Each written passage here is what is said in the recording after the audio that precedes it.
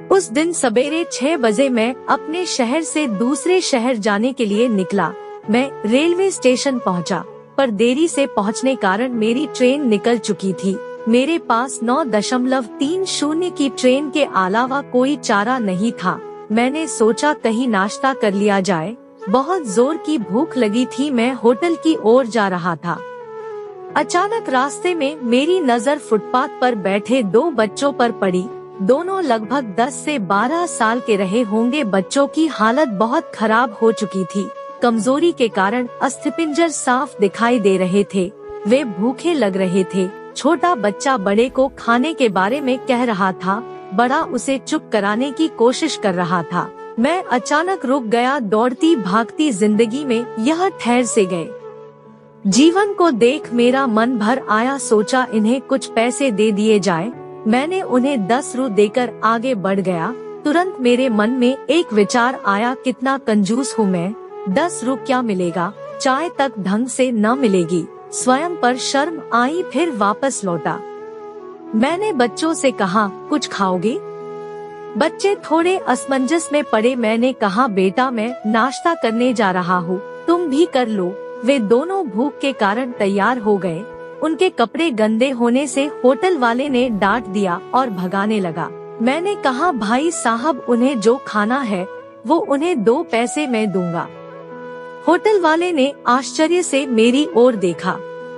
उसकी आंखों में उसके बर्ताव के लिए शर्म साफ दिखाई दी। बच्चों ने नाश्ता, मिठाई व लस्सी मांगी। सेल्फ सर्विस के कारण मैंने नाश्ता बच्चों को लेकर दिया। बच्चे जब खाने लगे उनके चेहरे की खुशी कुछ निराली ही थी।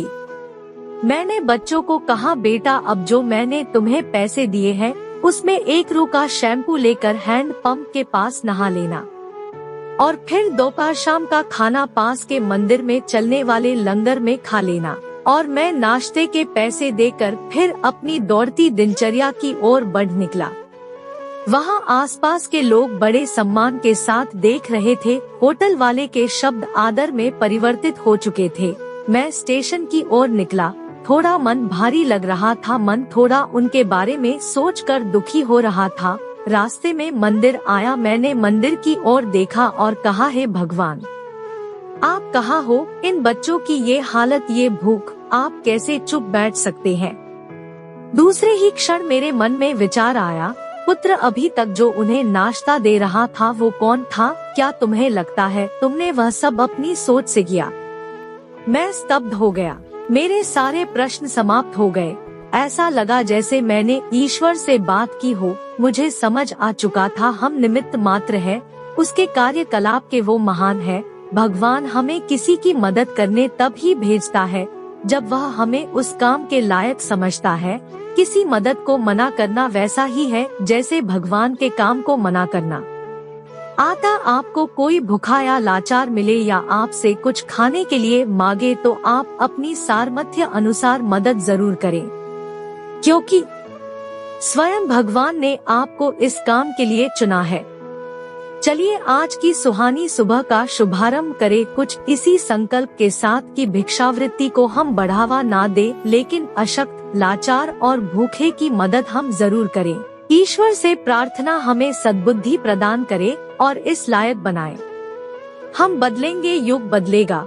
हम सुधरेंगे, युग सुधरेगा। पहले अपना आप सुधारे। आओ यारों, मिलजुल कर हम मानवता का रूप निखारे।